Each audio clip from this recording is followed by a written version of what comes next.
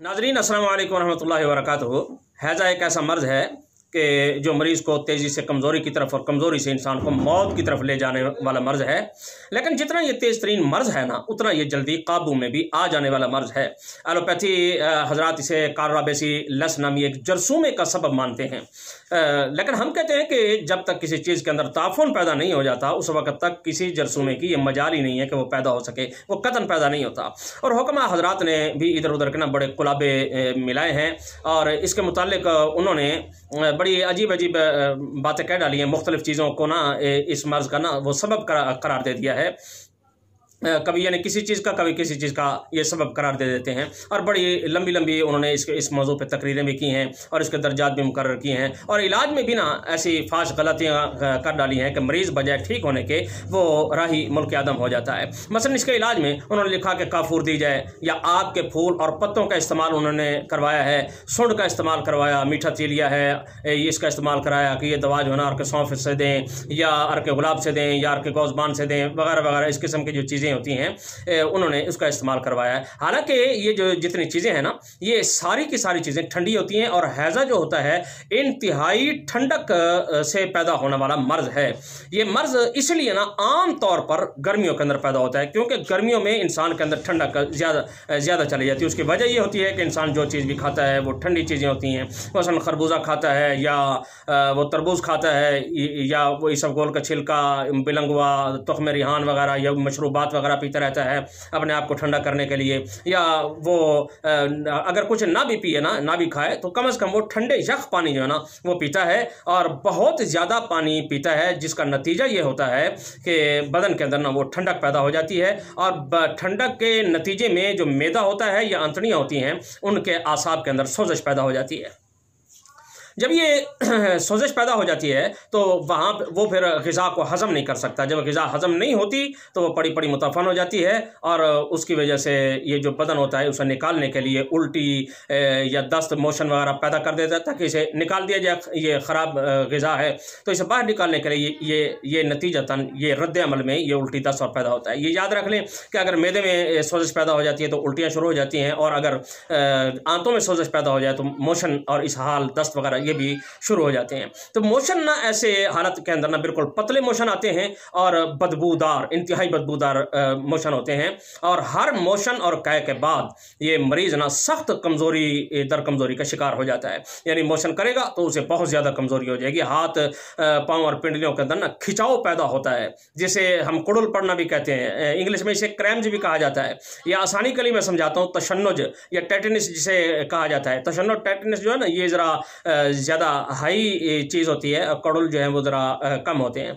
तो ऐसा मरीज़ नीम बेहोश की तरह हो जाता है, मुंह उसका खुश्क हो जाता है, और पानी की तलब उसके बढ़ जाती है, सर में उसका दर्द होता है, और आंखें जो होती हैं वो अंदर को धंसी हुई मालूम होती हैं, जैसे अंदर को ये धंस गई हों। और ऊपर खड़ा हुआ जो आदमी होता है वो इसकी हालत देख करना सख्त परेशान हो जाता है कि ये मरीज़ अभी गया और अभी गया। लेकिन परेशान होने की कतन कोई ज़रूरत नहीं है। ये बात याद रख लें कि ये ना सिर्फ आधे घंटे से लेकर 1 घंटे के अंदर काबू होने वाली मर्ज़ है। इसके लिए मेरा जो तरीक़ाकार है ना, वो मैं तरियाक नंबर 4, जो कानून मुफरद अज़ा की गोली है ना, तरियाक नंबर 4, वो मैं 10 मिनट बाद के 15 मिनट बाद में देता हूँ। 1 गोली या 2 गोली, इंशाअल्लाह ताला मरीज़ से तंदुरुस्त हो जाता है, और ऐसे तंदुरुस्त होता है कि जैसे उसे कुछ हुआ ही नहीं था। ये तरियाक नंबर 4 का ये नुस्खा एक तो बड़ा मारूफ नुस्खा है, मैं लेकिन आपको बता भी देता हूँ कि ये जो राई होती है ना, राई और मिर्च सुर्ख, ये 4-4 तोले है, और सुमलफार जो है ना ये 4 ग्राम है।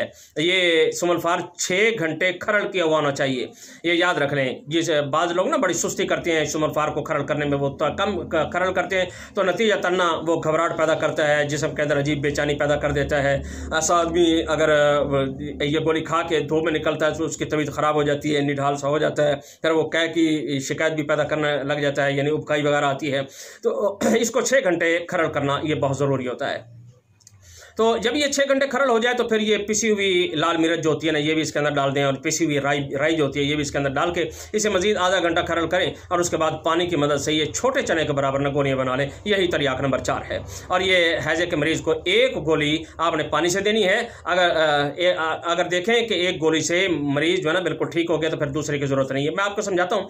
लेकिन 1 गोली देने के बाद ना, अगर मरीज़ को फ़ौरन कै आ जाए और देखें कि उसके कै में ये गोली निकल आई है, तो फौरी तौर पर आपने दूसरी गोली दे देनी है, क्योंकि एक कै के बाद दूसरी कै जल्दी नहीं आया करती। गोली अगर 10-15 मिनट मैदे के अंदर ठहर गई तो समझ लें कि उसने ये जो हैज़ा होता है ना, इसका कला कमा कर दिया है।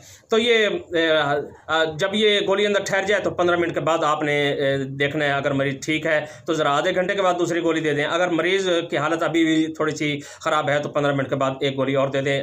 तो इंशाअल्लाह ताला ये मरीज़ जो है ना बिल्कुल ठीक हो जाता है। मरीज़ अगर ठीक हो जाए, अल्लाह खैर से अल्लाह, पर कोई परेशानी की ज़रूरत नहीं है, एक ही गोली काफ़ी है या दूसरी 2 गोली काफ़ी है। अगर कुछ कसर बाकी हो तो दूसरी गोली दे दें, या फिर कमज़ोरी महसूस करें तो तीसरी गोली भी इसे दी जा सकती है, वरना इसकी ज़रूरत नहीं है। और दूसरी बात ये याद रख लें कि ये अगर कोई आदमी ये खरल नहीं कर सकता ना, ये सुमलफार, तो सुमलफार उसे डालने की ज़रूरत नहीं है। ये 2 चीज़ें, ये राई और मिर्च सुर्ख, ये बराबर वजन, लेकिन इन्हीं की गोलियाँ आपने ज़रा ये चने से बड़ी गोली मटर के बराबर ना इतनी बना कर रख लेनी है। ये भी बहुत बेहतरीन काम करती है। अगर खुदा ना खासा किसी के पास ये गोली भी मौजूद नहीं, यानी सुमलफार वाली भी नहीं है, दूसरी भी नहीं है, और अचानक एक मरीज़ को हैज़ा का मसला हो गया, तो परेशान फिर भी नहीं होना। घर में मिर्चें हर घर के अंदर रखी होती हैं, तो आधी चम्मच मिर्च जो होती है ना, ये लाल मिर्च, ये आपने आधी चम्मच आपने उसे खिला देना है पानी के साथ। चाहे खुली खिला दें तो ज़रा फ़ायदा जल्दी हो जाता है, या अगर खुली ना खा सके मरीज़ तो फिर आपने उसे कैप्सूल के अंदर भर के ना उसके मुंह में डाल के उसको खिला देना है। कैप्सूल के फटने में ज़रा 6-7 मिनट लग जाते हैं मैदे के अंदर फटने में, तो ये खुली मिर्च जो है ना फ़ौरन जाके अपना काम शुरू कर देती है।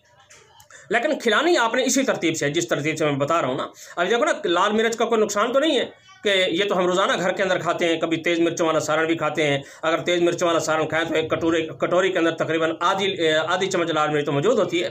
तो ये आप इसे खिलाएंगे तो इंशाअल्लाह ताला ये फ़ौरन ये हैज़े को जाके पकड़ लेती है ये लाल मिर्च, और फौरी तौर पर ना ये मरीज़ होता है ये ठीक होना शुरू हो जाता है। परेशान बिल्कुल नहीं होना।